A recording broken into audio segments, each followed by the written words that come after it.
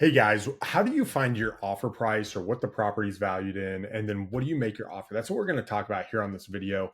And a lot of people get really messed up with this. Okay. They'll go and they'll learn different things and they'll say, hey, this guy said this formula. This guy said this formula. This guy said this formula. In my dispo training for my dispo coordinators, I actually call them asset managers.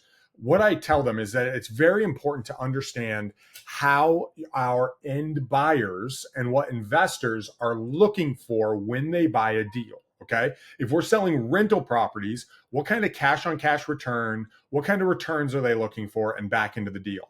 If they're fixing and flipping, what are they looking for and how much spread are they looking to make at the end of the deal? So any formula is simply to provide room for whatever our end buyer's criteria is if you're wholesaling, or for you if you're buying. But I want you to remember this: when you are buying as a real estate investor or as a wholesaler from a seller directly or anybody, your goal is to make as much money as you can on this deal. Your number one thing is to make sure you get a high return on the cash invested. Okay.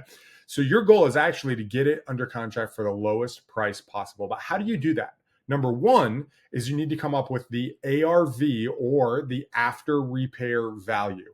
And this is basically the value of the home in its best possible condition at the highest version of it being fixed up in the market.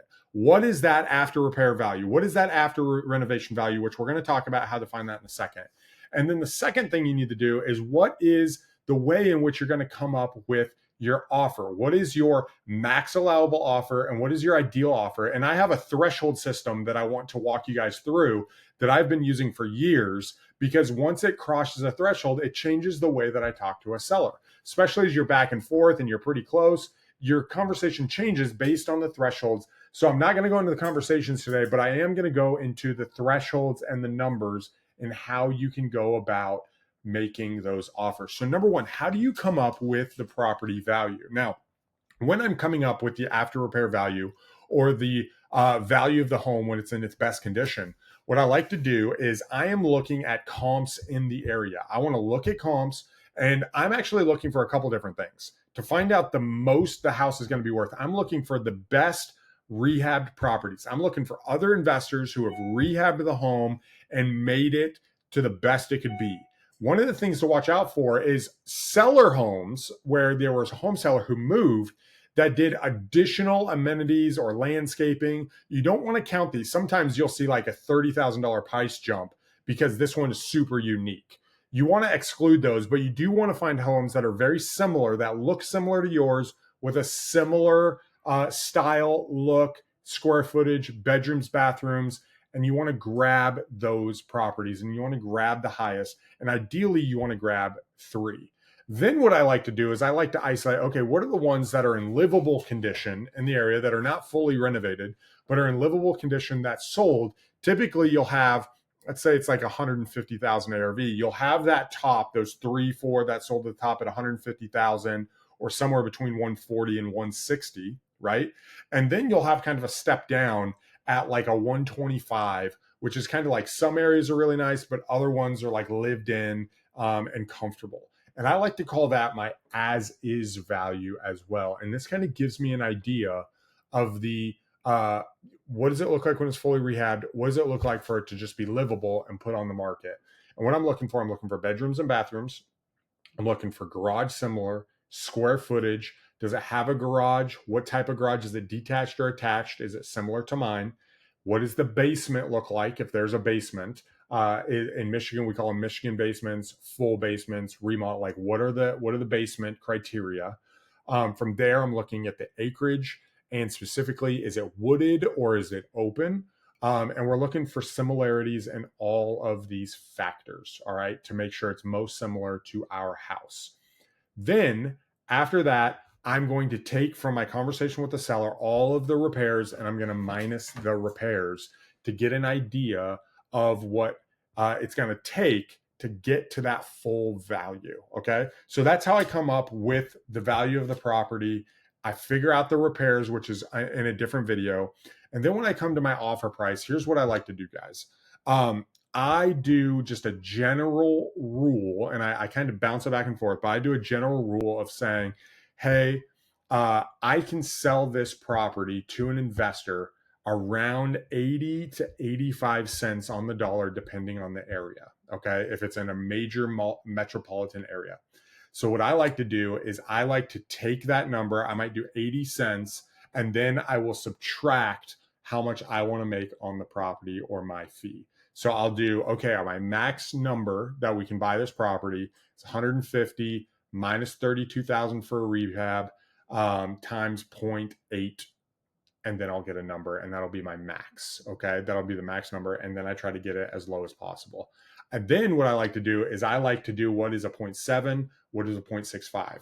Now, if it's in a rural area, I deal a lot with rural properties in Michigan. Okay, I will start, depending on where, if it's like 20 minutes outside of a city, I'll do a 10% discount. So if I'm normally making an 80-cent offer, I'm making a 70% offer. If I'm normally making a 70 cents, so ARV minus rehab times 0.7, if I'm doing that, then what I'm doing is I'm going to make it even cheaper, right? I'm going to go to 60 cents. And then if it's farther out, I'm actually going to do a 15% deduction. So instead of 70 cents, I'm going to do a 65 cents. And this just makes sure that I can get rid of this property.